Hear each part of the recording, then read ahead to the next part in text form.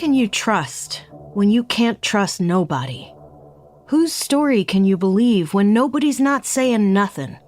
And how many times do I gotta tell you not to get mixed up with the mafia unless you wanna get cracked like a egg? Welcome to Strange and Unexplained with me, Daisy Egan. About 100% of all my knowledge of the mafia comes from Martin Scorsese and Francis Ford Coppola movies, and The Sopranos. I'd like to think that mobsters, or are they called mafiosos if they're in the mafia, are not nearly as violent as they're portrayed to be on screen. I'd like to think, instead of concrete shoes or knives to the base of the skull, it's more stern lectures and serious warnings that never really get followed through on. Worst case scenario, maybe a bullet to the knee. But baseball bats to the noggin or severed horse heads? Never. I have a little more knowledge and experience, however, with labor unions. I'm a big believer in unions. I've been a member of both major entertainment unions for over 35 years, and when I was in my 20s as the staff rep for the university I worked for, I was approached by staff from another branch of the same school who said they were thinking of unionizing. The next week, they were abruptly fired. Totally coincidentally, I'm sure. I'm sure it had nothing to do with them talking to the union. My mother was the founding president of the National Writers Union. She was pushed out after a year by a group of dudes, and while that sucks, I suppose we should all be grateful those men didn't have names like Big Tony, Fat Tony, Tiny Tony, or Tony Tony Tony, or my mother might have ended up swimming with the fishes. By the way, I ran all those names by my 100% Italian friend, Leah, and she approved.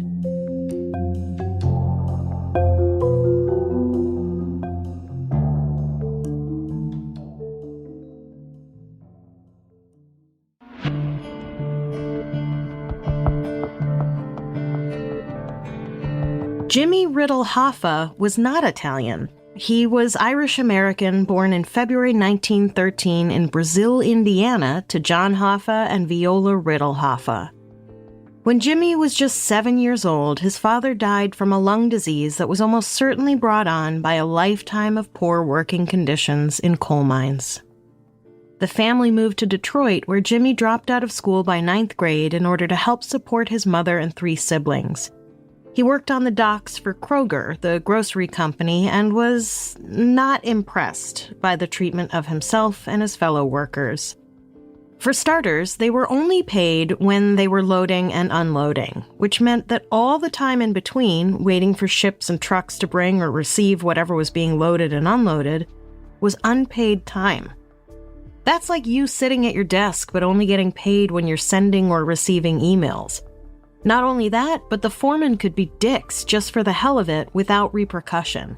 They could be verbally abusive or fire people for no reason. But one day, in 1932, when Jimmy was just 19 years old, he was suddenly like, fuck this shit, and led a strike. Jimmy and his dock worker brethren wouldn't lift another crate until their demands were heard. After days of negotiation, they got a 40% raise. 40%! Their pay went from 32 cents an hour to 45 cents an hour. And while this may sound like an old-timey cheap wage, when converted into today money, that's actually higher than the national minimum wage. 2 years later, Jimmy was fired for dropping a crate of vegetables. So he turned around and joined the Teamsters Union. At just about 21 years old, Jimmy was the business agent for Local 299. According to author Sally Barber in her 2012 book, Myths and Mysteries of Michigan, True Stories of the Unsolved and Unexplained, in his first year with the union, Jimmy was beaten at least 24 times, presumably by cops sent to break up strikes. And according to a piece in the academic journal Class, Race, and Corporate Power called The Life and Times of Jimmy Hoffa from 2019 by Chris Wright, Jimmy was arrested an impressive 18 times during one strike alone. Every time he got released, he would go right back to the picket line. I'd venture a guess that the police's treatment of Jimmy was a result of perhaps less than peaceful picket line behaviors on the part of the striking workers, as well as the police's historical allegiance with business owners over workers. Don't forget, the police in this country were originally formed to catch, quote, runaway slaves and return them to their, quote, owners, so that free labor could continue as usual. And one might argue they haven't strayed too far from that original foundation. Anyway. Despite the beatings and arrests, Jimmy quickly moved up the ranks within the union, and by 1940 he was the chairman of the Central States Drivers' Council, and 2 years later he was president of the Michigan Conference of Teamsters. He was a powerful negotiator and a convincing salesman, growing the union's membership exponentially during his tenure in his various positions. According to the Encyclopedia Britannica, Hoffa was, quote, known throughout the trucking industry as a tough and knowledgeable bargainer. Hoffa successfully centralized administration and bargaining in the internal office of the union. He also played a key role in the creation of the first national freight hauling agreement. His efforts helped make the Teamsters the largest labor union in the United States, end quote. This agreement, the Master Freight Agreement, brought more than 400,000 drivers under one contract.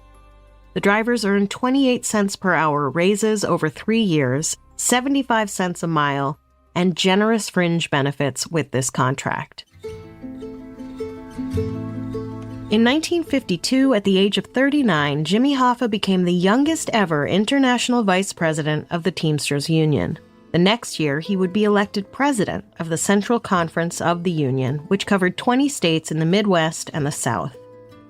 His success was in part attributed to his charisma and intelligence, as well as a very personal style of dealing with rank-and-file members, often telling them they could call on him any time of the day or night if they needed him. He was accessible. He was the working man's working man. According to Chris Wright, quote, he had a contempt for bourgeois respectability, bourgeois hypocrisy, and liberal pieties. To Hoffa, law was not something to respect, but rather a set of principles designed to perpetuate those already in power, and something for others to get around, end quote. I'm sure that the union's dealings with the local mob didn't begin with Jimmy, but he certainly exploited the relationship.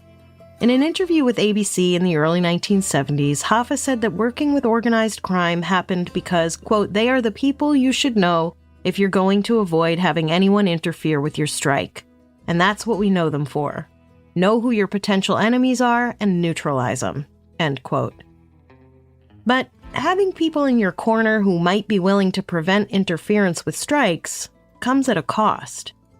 Everyone knows you can't get something for nothing, especially not from guys with names like Big Tony the Mook Scarpetti or Anthony I'll Kill Your Entire Family Rosini. I made up those names, but like potato, you know? The point is, once you're in bed with the mafia, you can't be surprised if your bed holds the severed head of one of your prized horses.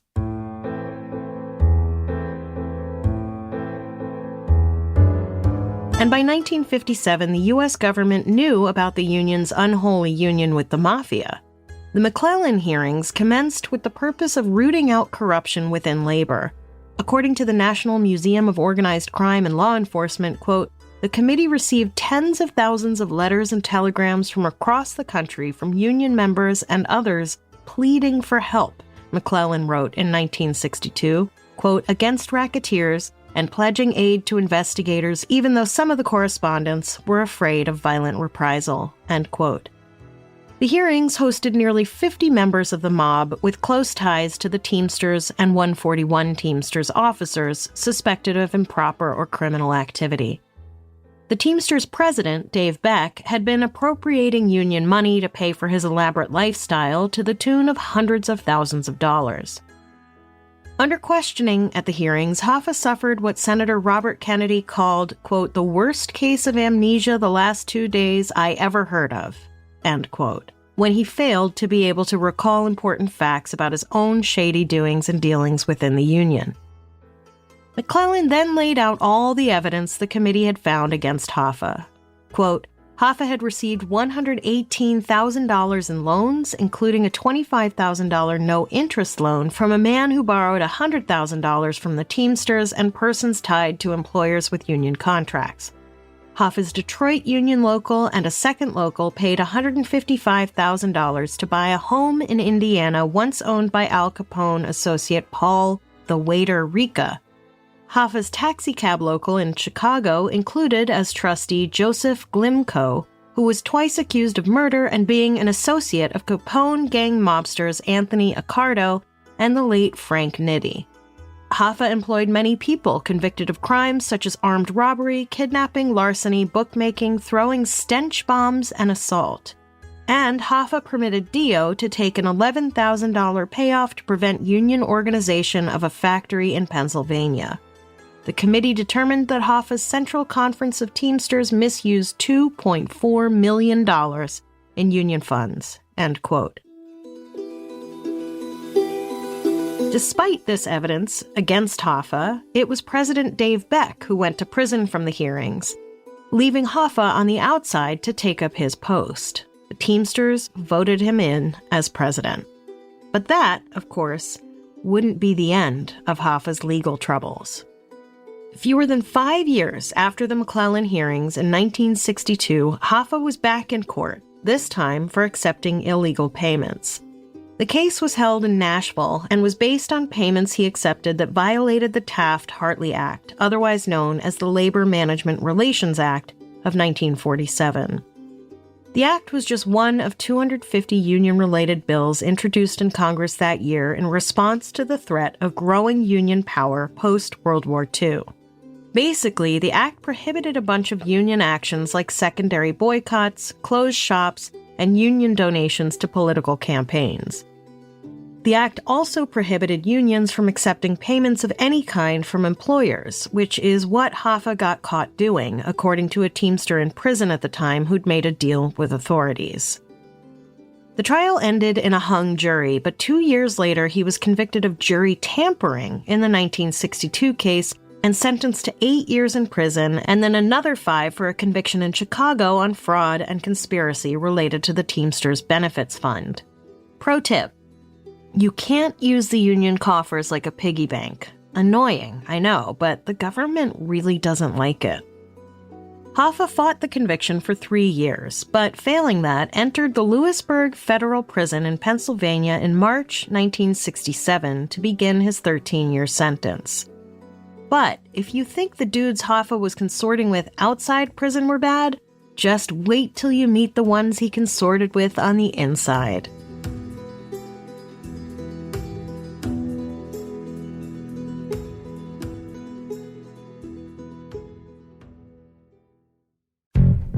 Strangers, I used to think electrolytes were only for athletes, summer workouts, or hangovers. But starting this year, Drip Drop is my secret reset button. When I'm hydrated, my brain just clicks. My mood, focus, and motivation instantly improve.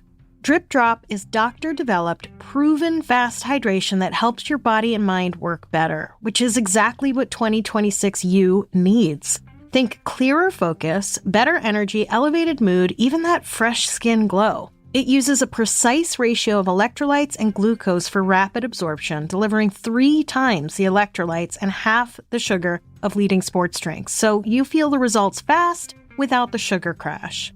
Drip Drop's science-backed formula is trusted by firefighters, medical professionals, and over 90% of top college and pro teams, because it's engineered to rehydrate you faster and more effectively than water alone. I love the blood orange and lemon lime. Of course, I go with the sugar-free version. It just has the exact right amount of sweetness without the sugar or nasty aftertaste. To make it easy, Drip Drop has flexible subscription options so you're never stuck without proven fast hydration, whether you're hitting the gym, juggling work, or just trying to stay consistent with your January reset. Right now, Drip Drop is offering podcast listeners 20% off your first order. Go to dripdrop.com and use promo code STRANGE. That's dripdrop.com, promo code STRANGE for 20% off. Stock up now at dripdrop.com and use promo code STRANGE.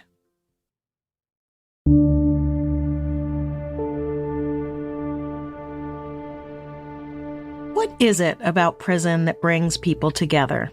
Particularly folks who seem fated to meet and go on to forge more tangled and toxic friendships with one another than ever before. In prison, Hoffa met fellow union man Tony Pro Provenzo, the VP of Local 560 in Union City, New Jersey. The two had a somewhat heated relationship. According to the account of none other than Frank the Irishman Sheeran, who was also at Lewisburg at the time, threats were flung and fights were had between the two in prison. Years later, after their release, Hoffa wouldn't help Provenzano get a hefty pension. But while Hoffa wasn't busy fighting Tony Pro, he was working his mandated prison job for 40 hours a week, unstuffing and restuffing old mattresses. The job caused him nosebleeds, which was probably just one reason he did what he'd done best. He unionized the prisoners. Hoffa formed a committee that would take grievances to the warden. As a result, he got jobs for parolees and sent money to former assistants to buy Christmas cards for the families of prisoners. According to the Life and Times of Jimmy Hoffa, quote, guards and prisoners of all racial, religious, and educational backgrounds were, by all accounts, very fond of him, end quote. Hoffa promoted his vice president, Frank Fitzsimmons, to president of the Teamsters with the intention of having him step back down when Hoffa got out. Hoffa wanted to clean up the union and cut their ties with the mob, which I'm sure felt a little safer from inside the prison walls, where the threat of assassination was, I won't say impossible, but certainly less than on the outside, where it could come from anywhere and anyone at any time.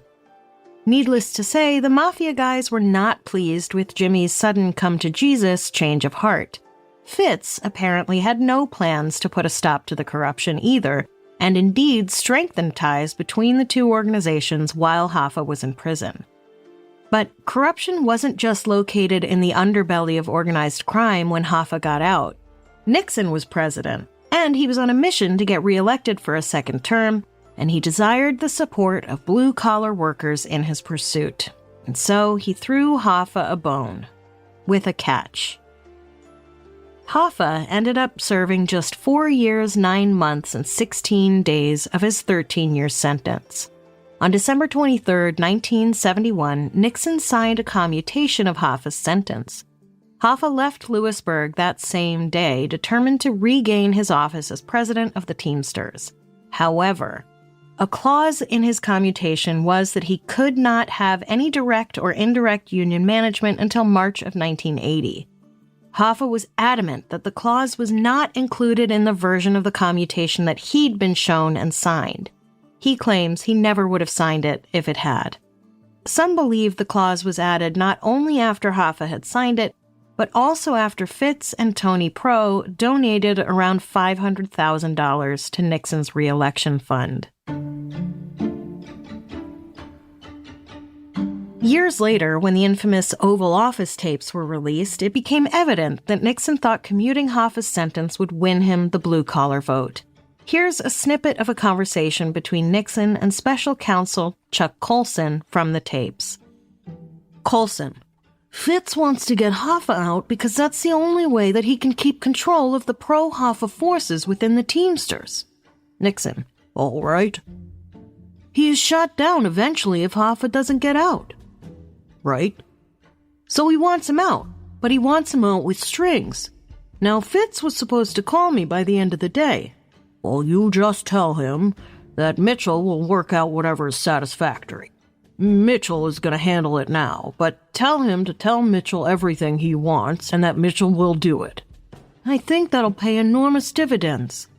Well, that's the way it goes. We'll take a little heat, but oh, the hell with heat. Thank you.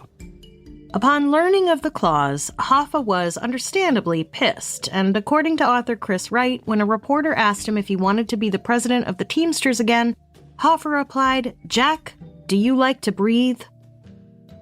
By 1974, Hoffa was in an open and very public fight with Fitzsimmons and the Mafia. According to Frank the Irishman Sheeran, Hoffa told mob boss Tony Bufalino, quote, "I'm gonna take care of the people who've been fucking with me." And that's when shit started to blow up. Literally. In July of 1974, David Johnson, a Hoffa loyalist and president of Local 299, had his office windows shot out and his car blown up. And, of course, if I know anything about how this shit works from all the movies I've seen, once one car blows up, inevitably more will follow. On July 10th, 1975, Fitzsimmons' son Richard Little Fitz, who was, at that point, VP of the Local 299, was drinking with his dad, Big Fitz, when his car was blown up outside the bar. Around this time, Hoffa's old prison frenemy Tony Provenzano had come back into the picture. Provenzano had been trying to arrange a meeting along with his associate Anthony Tony Jack Giacalone, a famed mobster in Detroit, and Hoffa to smooth things over before anyone got seriously hurt. Hoffa, it seems, was reluctant toward the idea, having turned down a prior invitation to make peace earlier in the summer. But as the weeks went by, a meeting was set for the three of them on July 30th at the Macus Red Fox restaurant in Detroit, a dimly lit joint with deep, plush booths, a seemingly perfect setting for settling conflict privately.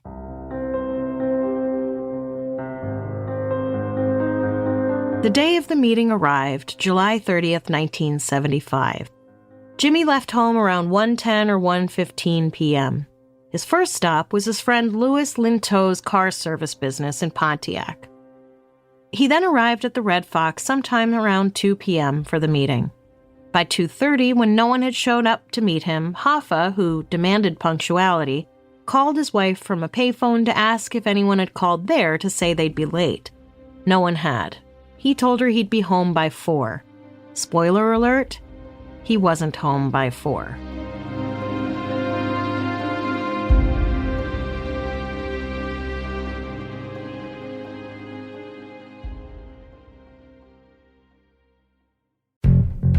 Strangers, we have a new sponsor. If you come to my house, you'll see a pretty eclectic style. We get most of our furniture from vintage places, but when there are pieces we can't find or pieces we just don't want to get secondhand, we turn to Wayfair. We just got a brand new bed frame with a headboard that has USB and outlets built in. No more extension cords snaking out from underneath the bed. It looks so great in our bedroom. We're almost like adults now. Plus, Wayfair's customer service is off the charts. We have never had a problem exchanging or returning things that didn't work. When our puppy turned our brand new Wayfair rug into her pee pad, we were able to do an exchange easily and quickly.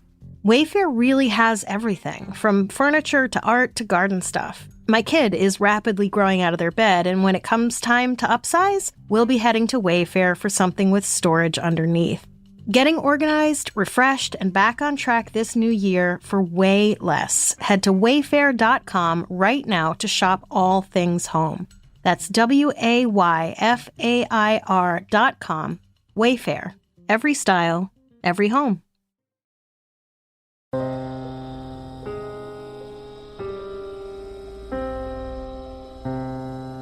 At 7:20 the next morning, a small crew of Jimmy's friends arrived at the Red Fox to find his dark green two-door 1974 Pontiac Granville in the parking lot, unlocked, but no Jimmy. About an hour after that, the police arrived, and by 3 p.m. that afternoon, the FBI office in Detroit had 225 agents out looking for Jimmy Hoffa. Family, friends, and the Teamsters put together a whopping $300,000 reward. A few men from Louis Linteau's car service said under hypnosis that they recalled Jimmy saying he was on his way to the Red Fox to meet with Provenzano and Giacalone. I don't know why they had to be hypnotized to get that info, but whatever. Jimmy's own date book had a note on the 30th that read, TG 2 p.m. Red Fox. But according to Provenzano and Giacalone and witnesses, the two of them were nowhere near the Red Fox at 2 p.m. on the 30th, nor, it seemed, did they have any plan to be. In fact, Provenzano was more than 600 miles away in New Jersey. He was seen at his home and seemed to, quote, go out of his way to seal an airtight alibi, according to the Mafia Encyclopedia, written by Carl Safakis. Giacalone was seen that day getting a haircut and mingling at the Southfield Athletic Club, about 20 miles from Detroit. A few days after Jimmy disappeared off the face of the earth, his son James called Giacalone to see if he had any information about his father's whereabouts, to which Giacalone responded, "Maybe he's on vacation." Maybe. However, years later, wiretaps of Giacalone's business dating all the way back to 1953 suggests that there were plans back then to try to abduct Hoffa, but the plan was vetoed by Tony Zerilli, son of mob boss Joseph Zerilli, because he said they needed him in his role as leader of the Teamsters. Of course, it could be that nearly 2 decades later, Hoffa had worn out his usefulness. It's unclear if the FBI knew this piece of information at the time, but it seems that they did know that both Tony Provenzano and Tony Giacalone were members of La Cosa Nostra, which is just a fancy term for the organization more commonly referred to as the Mafia. Giacalone was described as being, quote, the most feared man in the Detroit mob. Meanwhile, as part of the investigation, all employees of the Red Fox restaurant were interviewed, and they got information on all walk-ins and reservations for that day. 6 eyewitnesses placed Hoffa there that day. 5 of those said they spoke to Hoffa between 2 p.m. and 2:45 p.m. All 6 said it looked like Hoffa was waiting for something that never showed up. One weird wrinkle in all this is that Hoffa had apparently been wearing a blue shirt and pants, while the Red Fox had a strict dress code of suits. Now look, I highly doubt that any place would have turned Jimmy Hoffa away for anything, no matter what he was wearing. He probably could have shown up in a clown suit and they would have been like, "Right this way, sir." So I don't personally find this to be a weird fact, but it's almost always mentioned, and because I like to conform, I had to mention it too. Regardless of what he was or wasn't wearing, all 6 witnesses said they saw Jimmy get into a car that wasn't his own. At the wheel, some witnesses identified Charles "Chucky" O'Brien, a Teamster that Hoffa had helped raise after his mother died when he was a child. There were, according to witnesses, 2 other men in the car as well. Once the car was identified and tracked down, investigators learned it belonged to Joe Giacalone, Tony Giacalone's son. What a weird coincidence. They also found blood in the car, which Joe insisted was fish blood. According to O'Brien, he had used the car to move 40 pounds of frozen salmon the day Hoffa disappeared. The blood was tested and found to indeed not be human. Investigators found a 12-gauge pump-style shotgun and 24-caliber shotgun shells in the car, along with 26 latent prints and 2 palm prints. 3 scent dogs alerted to the back seat where there was a, quote, strong indication of Jimmy Riddle Hoffa's scents. Some of the prints came back as Jimmy's, but the rest were unidentified. Jimmy's family claimed to receive anonymous, threatening phone calls warning them that they might be next, but there was never a demand for ransom. The grand jury was set to start on August 27th. O'Brien's 10 to 12-hour testimony, quote, raised more questions than he had answered, and included conflicting accounts of his day. Jimmy's son James claimed that O'Brien had turned on Hoffa and become a supporter of Fitzsimmons, but O'Brien insisted that Hoffa himself told him to support Fitzsimmons. Quote, "My one obligation was to carry out what he asked me to do. He said, I want you to do your job and to support Fitz 100%, which I always had done. But Jimmy really became obsessed with the idea that he could run, and if you told him your thoughts about whether he could run or not and whether he was right or wrong, this got him into a position where he felt, right away you weren't agreeing with him, so you have to be wrong." End quote.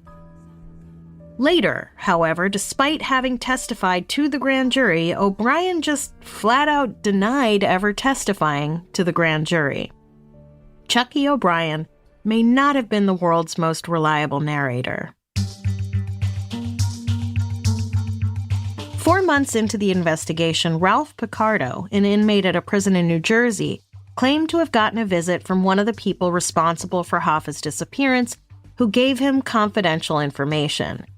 They were able to put together a list of suspects from what Picardo told them, most of whom were known associates of Provenzano. When those suspects were called to the grand jury, each one pleaded the fifth. But also, why on earth would anyone give confidential information about a huge case like this to an inmate in prison?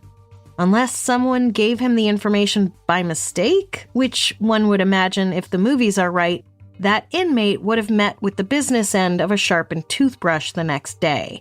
And the guy who gave him the information would be at the bottom of Davy Jones' locker. And while I generally think pleading the fifth is a way to avoid telling the truth, I also think there are some kinds of people who might just object to the entire system in general and plead the fifth as a kind of protest. And they weren't the only ones. Just in the first 4 months of the grand jury, 22 of the 95 people brought in to speak pleaded the fifth.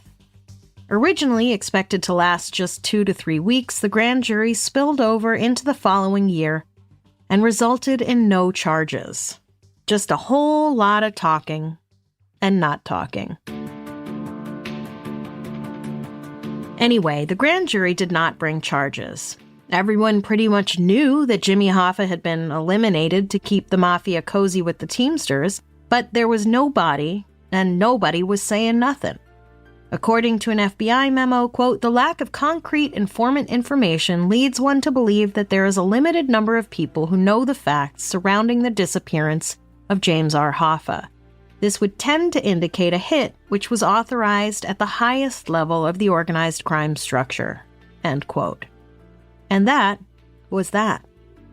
Except that, of course, that wasn't that, because to date, there are more than 16,000 documents on this case and millions of dollars spent in the effort to find out what happened to Jimmy Hoffa and where the hell he is. The FBI investigation into his disappearance remains open, and still, there are no clear answers, which has left room for an array of theories, mob-tied and not, to crop up over the years.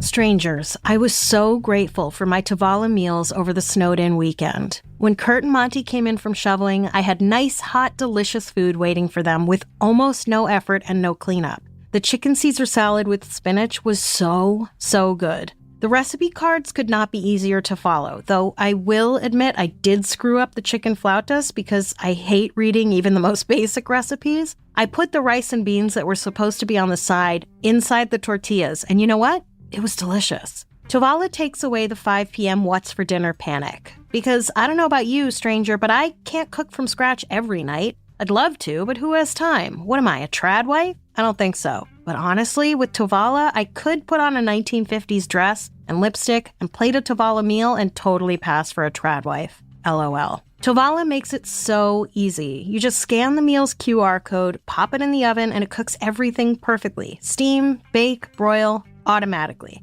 No guesswork needed. For a limited time, because you're a strange and unexplained listener, you can save up to $300 on the Tavala Smart Oven when you order 6+ meals by heading to tavala.com/strange and use my code STRANGE. That's up to $300 off when you head to tavala.com/strange and use promo code STRANGE. One last time, that's TOVALA.com, and make sure you use my promo code STRANGE for up to $300 off the Tavala Smart Oven. Remember, with Tavala, dinner is taken care of.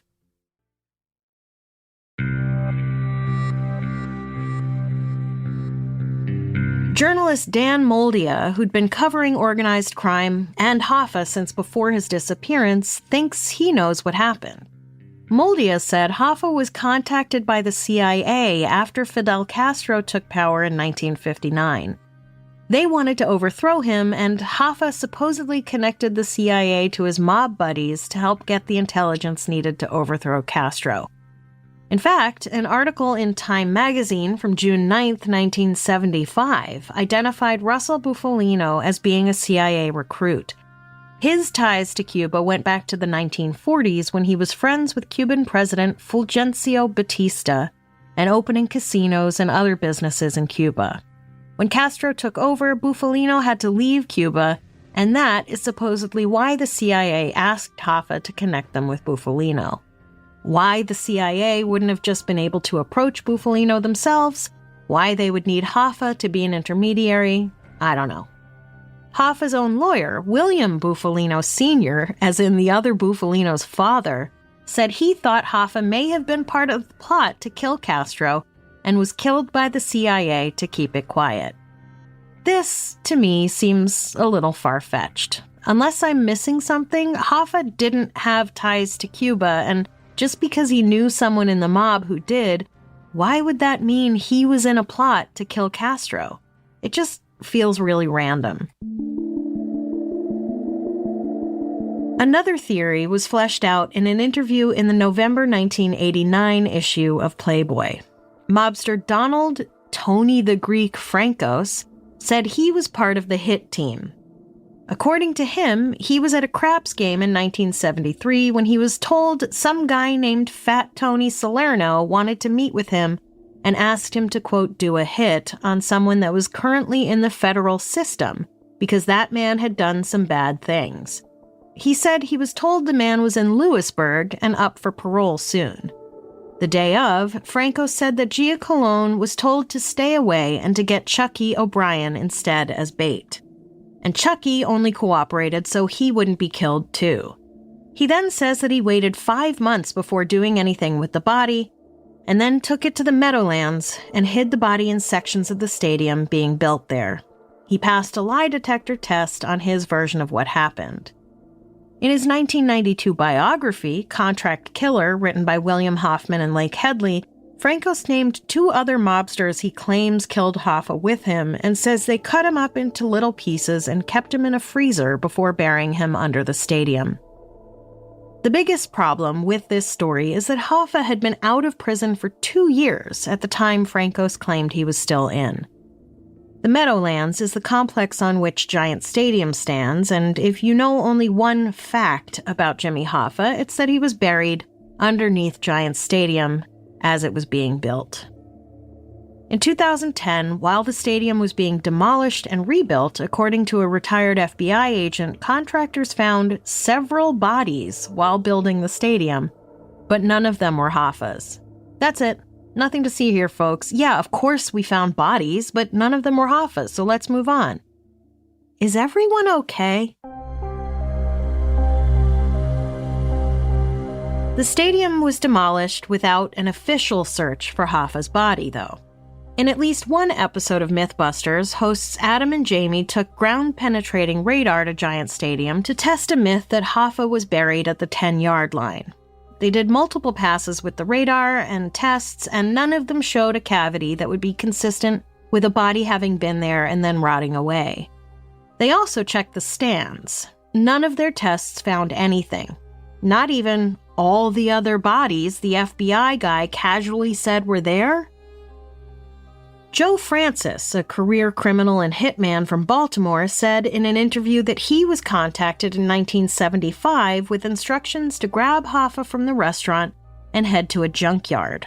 According to Francis, Hoffa was in tan slacks, a white shirt, and a gray checkered sport coat.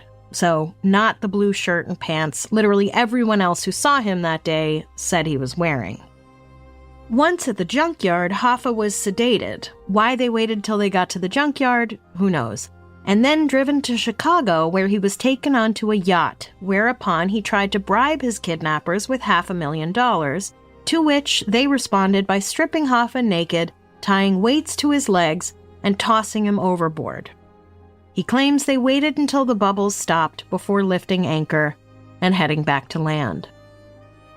On his website, gangstersinc.org, Tom L. Jones compiled several theories of what happened to Hoffa, including that he was dumped into the Osable River between a couple of dams, melted in a mob-run fat-rendering plant that has since burned down, buried under a helicopter pad at the Sheraton Savannah Resort Hotel, crushed in a car compactor at Central Sanitation Services, which was subsequently destroyed by fire in 1978, placed in a 50-gallon oil drum and dropped in the Gulf of Mexico, ground into small pieces and dumped into a Florida swamp, buried in a field in Waterford Township, put in a trash incinerator at Central Waste Management, buried in someone's swimming pool behind a mansion in Bloomfield Hills, buried under a parking garage in Cadillac, Michigan, and dumped in a 100-acre gravel pit near Highland, Michigan, by his own brother.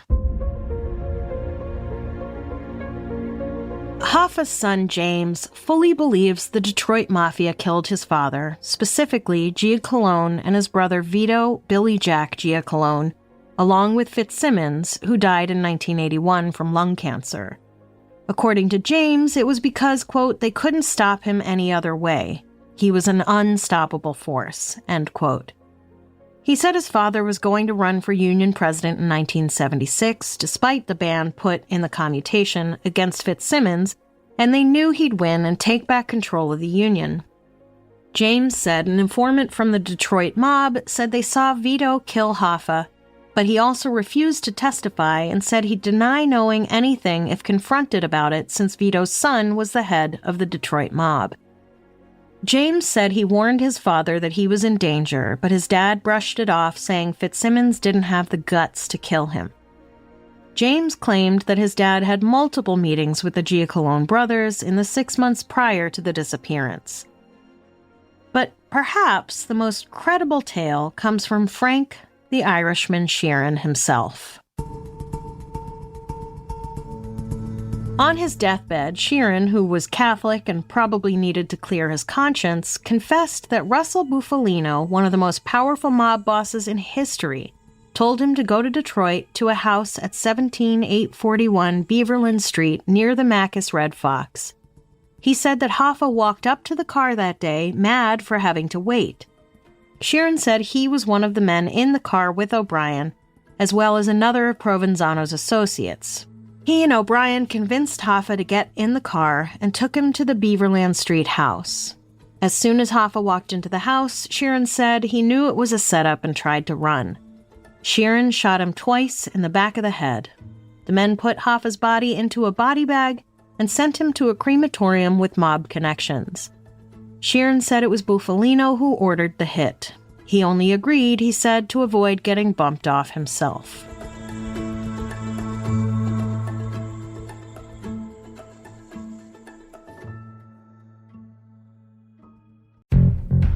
Strangers, have you checked out Bellessa yet? If you have, you're welcome. If you haven't, you're going to kick yourself for waiting so long. I've been a dedicated Bellessa customer for over 2 years now. I've amassed quite a little collection of amazing toys. If you don't know Bellessa, they're a by women for everyone company redefining sexual wellness. Their whole mission, empowering you to embrace, explore, and celebrate your pleasure. Bellessa just launched the first ever silent vibrators. The brains at Bellessa created what they call Whisper Tech, and somehow, don't ask me how, they made a full power, all the right spots hitting, no noise making lineup of toys. It's actually unreal. The Whisper collection includes WhisperVibe, Whisper Rabbit, and Whisper Bullet, so there's a toy for whatever spot you're trying to hit. These things are somehow so quiet, but so powerful. Honestly, this collection is insane, and you have to see it, but not hear it, to believe it. I gave one to my bestie, and this was their review. You just put your little bean in the hole and go to town. I went to town a bunch of times. And of course, we had to hook you up, so we're doing a giveaway with Bellessa where everyone wins a free spicy toy. Yep, you heard that right. A fully free Whisper Vibe or a free rose suction toy with any Whisper order. You know that viral rose-shaped suction toy that's all over your Instagram feed? Retails for $99, but you get it free. Iconic. All you gotta do is click the link in the episode description or head to bbvibes.com/daisy. That's bbvibes.com/daisy. The Whisper Vibes will stay completely silent. But the big question is, can you?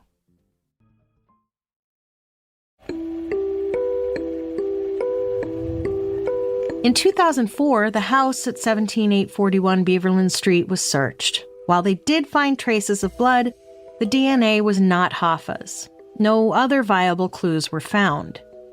In 1993, the Detroit Free Press sued to have the FBI open their files on the case, arguing that, quote, there is little reason to believe that anyone will ever be prosecuted, end quote, for the disappearance. This request was denied by the Sixth Circuit Court of Appeals because the FBI said it was still an active investigation with a, quote, concrete prospect of prosecution. The Detroit Free Press took its case all the way to the U.S. Supreme Court, which, quote, refused a free press argument that the files should be opened. So back to the lower courts it went. The DOJ lawyers argued that releasing the files could end up causing false leads from those responsible for the disappearance, witness intimidation, and fabricated alibis. Barbara Ann, Hoffa's daughter, who was by this time a circuit judge in St. Louis, had a case for the files in front of the Eighth Circuit Court of Appeals that was denied. She took it to the Supreme Court, where it was also denied. In 2001, a federal judge, U.S. District Judge Victoria Roberts, finally ordered the FBI to release 11 years' worth of documents on the case, but only to her so she could go through them and decide if there was a chance for any prosecution in the case. If not, she would order their release to the Detroit Free Press. She did indeed order the files released. That was 24 years ago, and apparently we're no closer to knowing what really happened than we were before. And in cases like this, it's not always just about what happened if finding out would lead to no consequence anyway. Investigating organized crime often requires that authorities gain the trust of those previously involved, protecting their information and keeping knowledge under wraps regardless.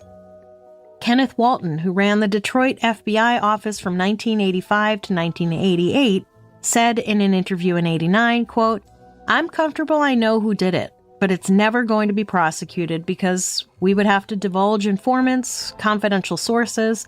There was more than one person who killed Jimmy Hoffa or was involved in the efforts.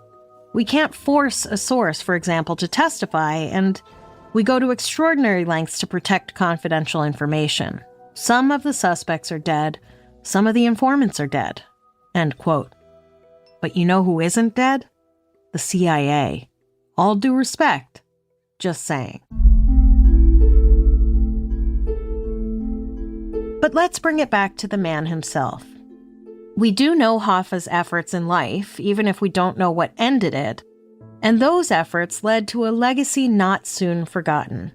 Ask anyone with an awareness of our country's storied labor history, and they'll cite Hoffa as one of the most influential and controversial union men of his time.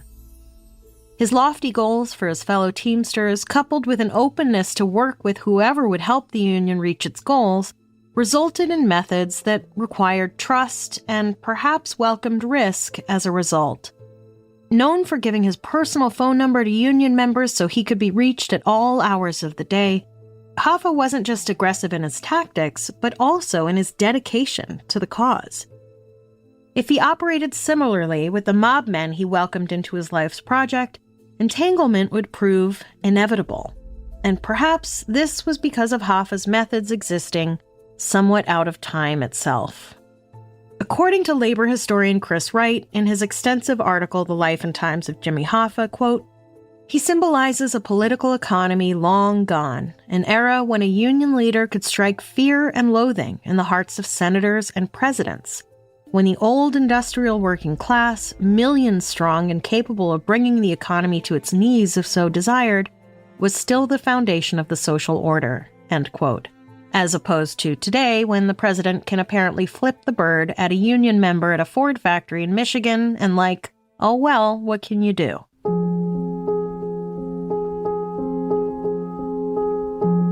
Whatever fight you're waging in society will be responded to by society where it's at. Hoffa was operating in a time of middle-class growth in America, but also in a time of governmental concern for the power of workers post-World War II. Union men were on his side, but not so much the state. And so he looked for help elsewhere, which led to the misuse of money and resources. In playing the game, he lost the plot, leading to potentially deadly results. And of course, I say potentially deadly because who knows? Maybe Hoffa really did go on vacation. Permanently. Maybe Chucky O'Brien and Frank the Irishman Sheeran picked him up at the Red Fox on July 30th, 1975, and surprised him with an all-expense-paid vacation to Cabo just for fun, and he just decided to stay. Or maybe he got whisked off into witness protection by the CIA or whatever, and they just, for some reason, didn't bring his wife. Maybe Castro imported him to Cuba and kept him as a slave. But I'm more likely to believe the confession of a Catholic mobster who wanted to get right with God on his deathbed. I think O'Brien and Sheeran, along with one other guy, convinced Hoffa that the meeting location had changed and that they'd take him. Not to victim blame here, but why Hoffa didn't know better and insist on following them in his own car, I don't know. There wouldn't have been a world in which he would get into another car and think he'd come back alive. Maybe the presence of O'Brien, whom Hoffa had helped raise, was enough to put his guard down, but still. Never get into a car with a mobster whose nickname is the Irishman. That's not going to end well. Maybe they threatened his wife if he didn't get in the car. I think they shot him in the back of the head, brought his body to a mob-run crematorium, either whole or cut up into pieces, then went to Giant Stadium where they had enough pull with the Union guys building the place that everyone looked the other way as they dumped Jimmy Hoffa's ashes into the foundation. Unofficially. If you ask me that under oath, I'm pleading the fifth. I'm not saying nothing.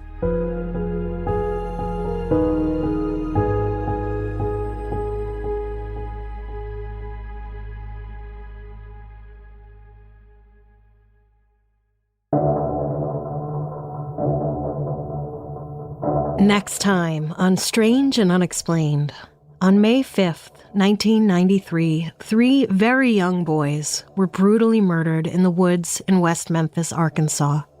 In the frenzy to solve the case as quickly as possible, 3 other boys became the victims of an inept and corrupt justice system.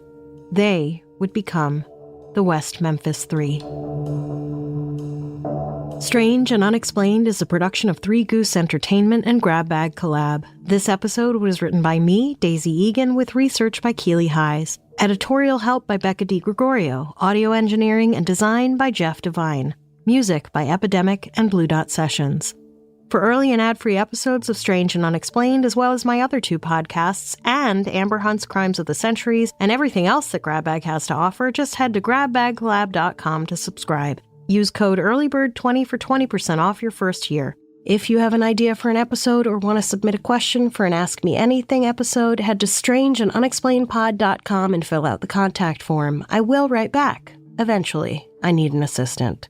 You can follow me on social media at Daisy Egan or follow the show at SNU Pod and GrabBag Collab. Stay strange.